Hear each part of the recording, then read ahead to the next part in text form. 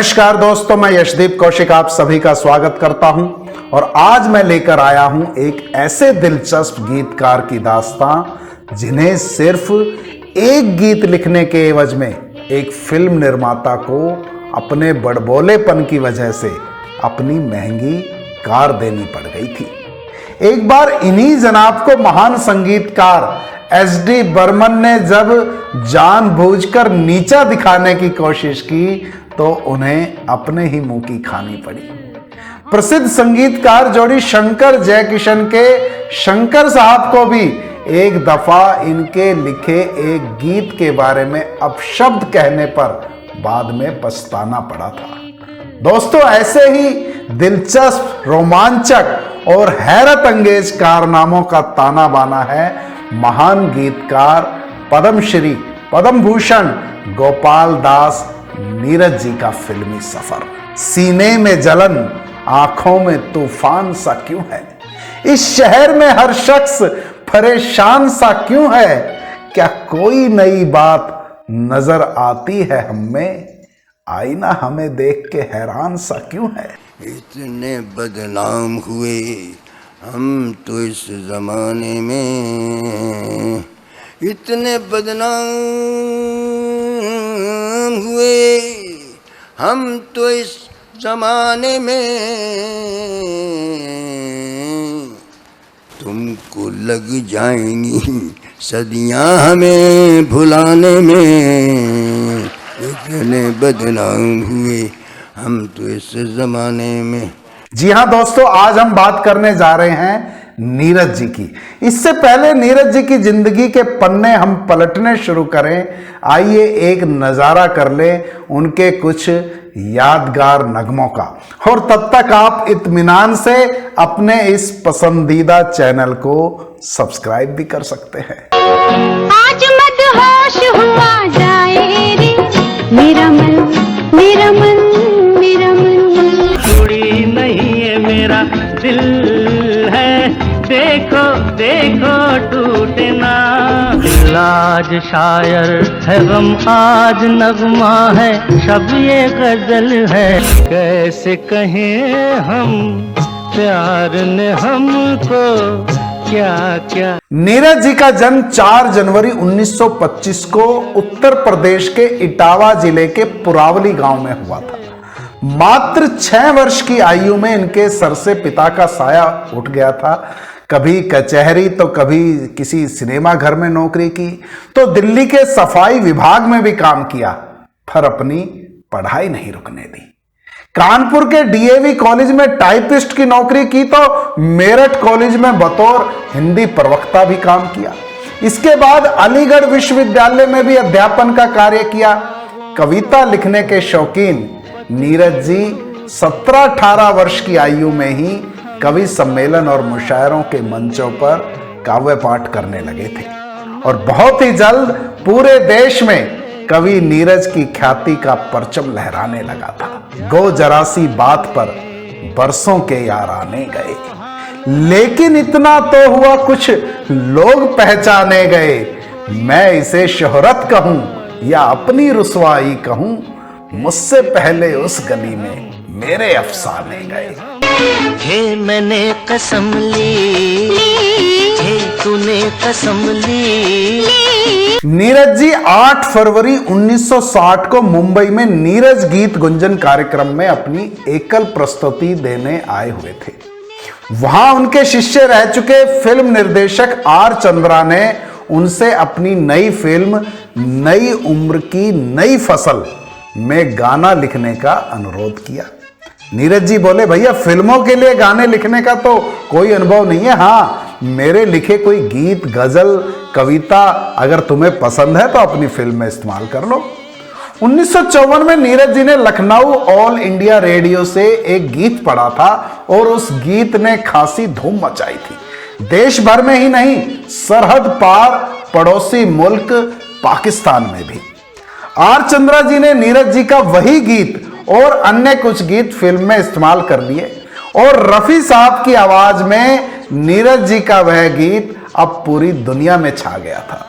तो इस तरह से नीरज जी का फिल्मी दुनिया में पदार्पण हुआ। पहले सुनिए स्वयं नीरज जी की आवाज में और फिर रफी साहब की आवाज में आपका वही पसंदीदा गीत। और हम झुके झुके मोड़ पर रुके रुके,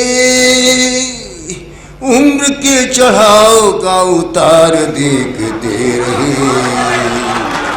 कारवां गुजर गया गुबार देखते रहे, स्वप्न झरे फूल से मीत चुभे शूल से। कारवां गुजर गया गुबार देखते रहे। देवानंद जी भी नीरज जी के बहुत बड़े प्रशंसक थे और देवानंद जी के साथ नीरज जी के सफर की शुरुआत की दास्तां भी अपने आप में एक दिलचस्प किस्सा है।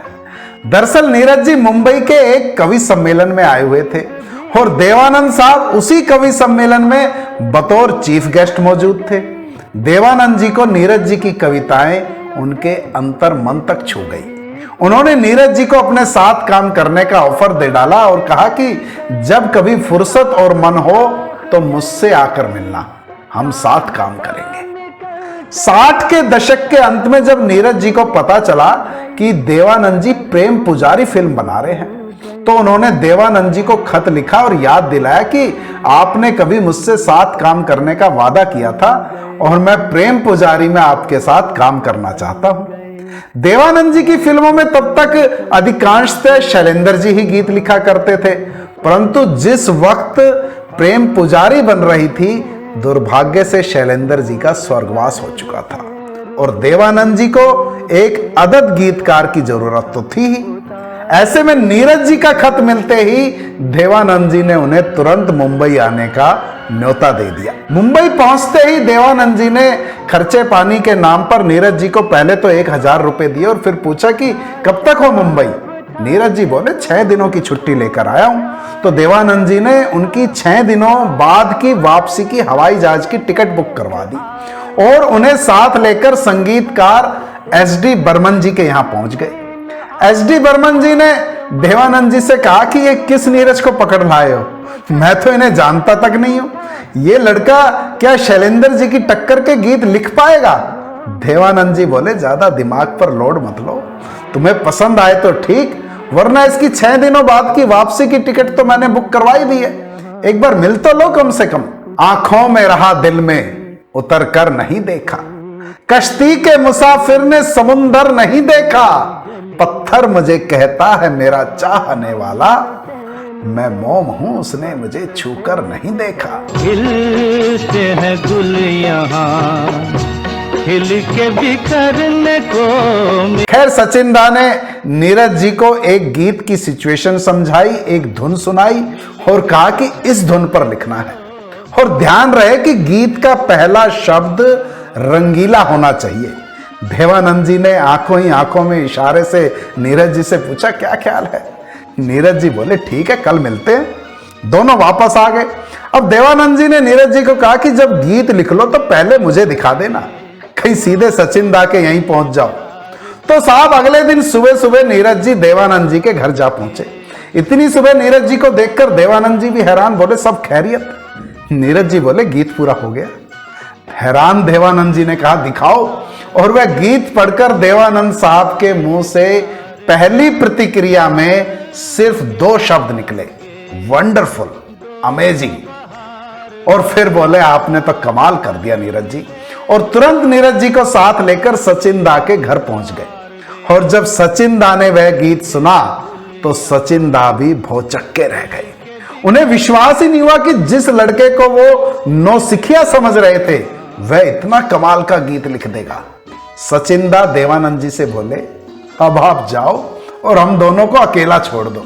और अगले 4 दिनों तक सचिन दा और नीरज जी के बीच इतनी स्ट्रॉन्ग बॉन्डिंग हो चुकी थी कि प्रेम पुजारी के सभी गीत पूरे हो गए। बाद में सचिन दा ने नीरज जी के सामने खुलासा किया कि मैंने जानबूझकर उस दिन तुम्हें फेल करने के लिए एक कठिन धुन दी थी, लेकिन तुमने उस धुन पर एक बेहतरीन गीत लिखकर मुझे ही फेल कर दिया। इसके बाद सचिन दा और नीरज जी ने कई बेहतरीन गीतों का उपहार हिंदी सिनेमा को दिया, मगर पहले वह गीत जिस गीत के माध्यम से सचिन दा ने नीरज जी के काव्य कौशल को परखा था। रंगीला रे तेरे रंग में यूं रंगा है मेरा मन। 1968 में शशि कपूर और आशा पारेख की एक फिल्म आई थी कन्यादान। इस फिल्म के निर्माता थे राजेंद्र भाटिया और निर्देशक थे मोहन सहगल। संगीत था शंकर जयकिशन की मशहूर जोड़ी का और गीत सभी लिखे थे हसरत जयपुरी साहब ने, सिवाय एक गीत छोड़कर, और वह एक गीत लिखा था नीरज जी ने। शंकर जयकिशन, नीरज जी, राजेंद्र भाटिया जी, रफी साहब सभी उस गीत की रिकॉर्डिंग के लिए स्टूडियो में मौजूद थे कि अचानक भाटिया साहब बोले, नीरज जी इस गीत में दम नहीं है। नीरज जी बोले, दम नहीं है तो जाने दो, कल दूसरा गीत लिख कर दे दूंगा। और यह कहकर वह कागज जिस पर गीत लिखा हुआ था नीरज जी ने मुस्कुराते हुए फाड़ दिया। भाटिया जी बोले, अरे अरे अरे ये क्या करते हो, इस गीत को किसी और फिल्म में इस्तेमाल कर लेते। नीरज जी बोले, जिस गीत में दम नहीं है उस गीत को इस फिल्म में ही नहीं किसी भी फिल्म में नहीं होना चाहिए।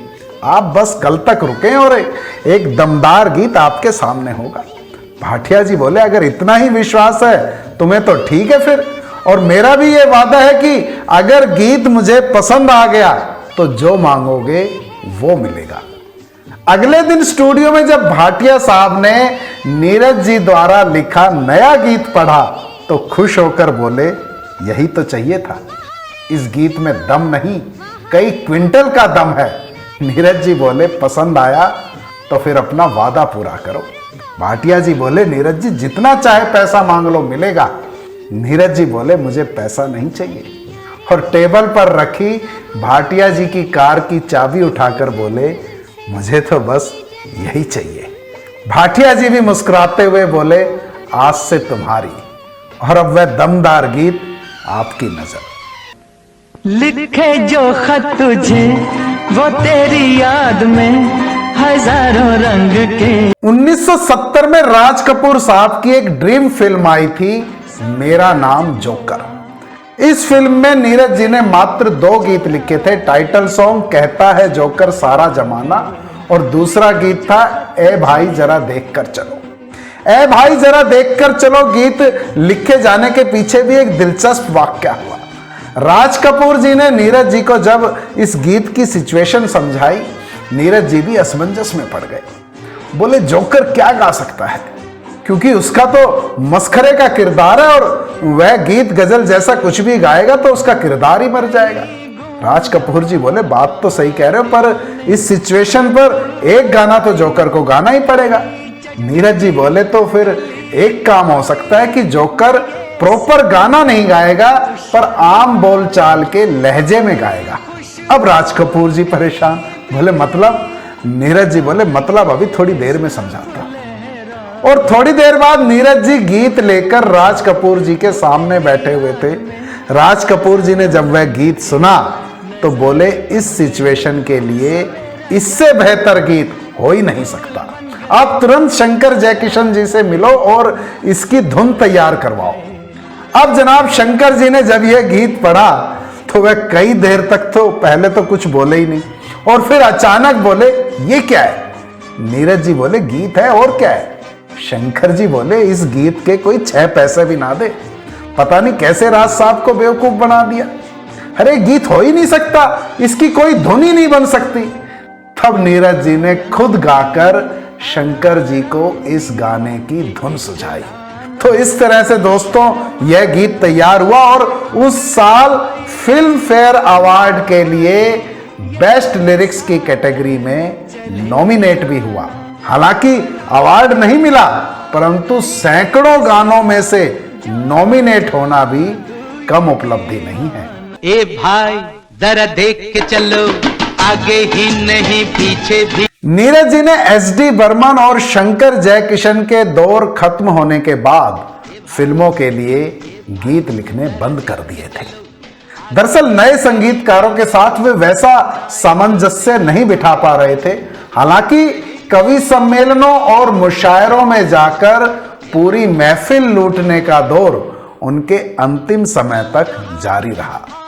नीरज जी को 1969 में चंदा और बिजली फिल्म के गीत काल का पहिया घूमे रे भैया के लिए फिल्म फेयर अवार्ड से नवाजा गया। तो 1971 में फिल्म पहचान में उनका लिखा गीत बस यही अपराध मैं हर बार करता हूं, आदमी हूं, आदमी से प्यार करता हूं, और 1972 में फिल्म जोकर का गीत ऐ भाई जरा देख कर चलो फिल्म फेयर अवार्ड के लिए नॉमिनेट तो हुए पर जीत नहीं पाए। बस यही अपराध मैं हर बार करता हूँ, आदमी हूँ। 1991 में नीरज जी को भारत सरकार द्वारा पद्मश्री से सम्मानित किया गया। इसके बाद 2007 में उन्हें पद्म भूषण सम्मान से भी नवाजा गया। इतना ही नहीं, उत्तर प्रदेश सरकार द्वारा उन्हें यश भारती सम्मान से भी नवाजा गया। और अंततः 93 वर्ष की आयु में 19 जुलाई 2018 को नीरज जी इस दुनिया से सदा सदा के लिए विदा हो गए और छोड़ गए अपने अमर नगमे, जिनकी गूंज आज भी फिजा में उनकी याद दिलाती रहती है।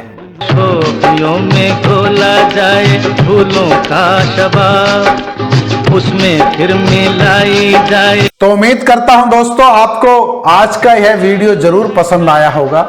हमेशा की तरह मुझे बेसब्री से आप सभी के सुझावों और प्रतिक्रिया का नीचे कमेंट बॉक्स में इंतजार रहेगा।